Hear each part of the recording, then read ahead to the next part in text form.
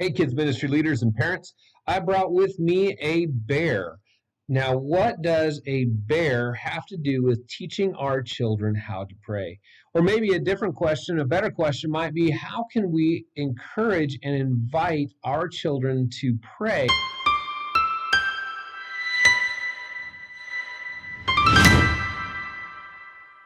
I'm Dustin with Creative Kid Men, and I really appreciate you checking this out.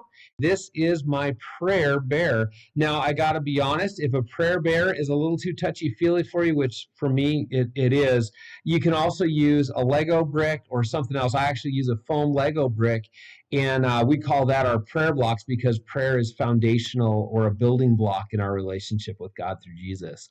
So the real thing is that I'm trying to address when I incorporate a prayer bear or a prayer building block is I want to encourage our kids to have a real and vibrant, authentic relationship with God through Jesus Christ. You see, for me, it is not enough to have our small group time or our classroom times and for kids to learn a lot of great biblical knowledge, which don't get me wrong, I find that incredibly valuable. But if that's all they walk out with, I personally feel that we've missed something. You see, I want them to know the content of the Bible and understand it, but I also want them to have that real, authentic, vibrant relationship with God. And so that is kind of what developed incorporating a prayer bear or a prayer block into our time. So for us in our children's church ministry, we'll have a small group time, and every small group time, we'll make sure that one of our primary things that we do is incorporated prayer time. And the way I use this is this. I will hold my prayer bear. Again, I use the building block, but I'll hold my prayer bear and I will say, kids, today we are going to pray. And I'm going to pray and I'm going to hold the bear and I'm going to say a prayer. And then when I'm done, I'm going to pass this bear to the child next to me. And if you get it and you want to pray, you feel free, go ahead and pray. But if you don't, that's okay.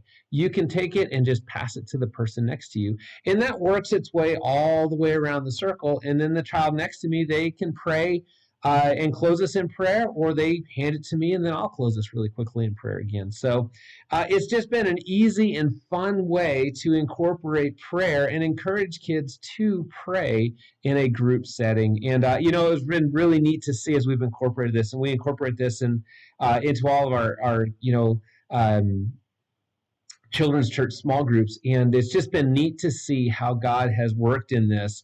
At first, the kids were kind of like, "What are we doing here? What is this thing that we're passing around?" And that's just kind of weird. And kids would just pass it from one to the other. It was just kind of interesting. But as time went on, and as this became a consistent habit in our small group time, and just became very, very functional, the kids began to understand it, and they would pray. And it was just neat to see how kids pray. And it is, humorous maybe to you and I. Some kids will pray for the weirdest things. In fact, I had a kid, pray for a pet that had passed away like a year ago, but that's okay.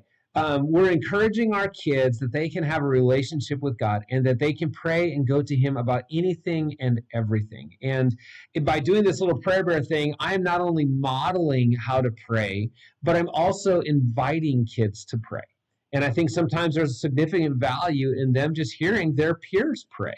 I think that's very encouraging. So again, it's one of the things I do to just incorporate that opportunities for kids to have that real and vibrant, authentic relationship with God. So I would love to hear in the comments below, what are some things that you do to encourage that, to not only build biblical knowledge, but also that relationship with God?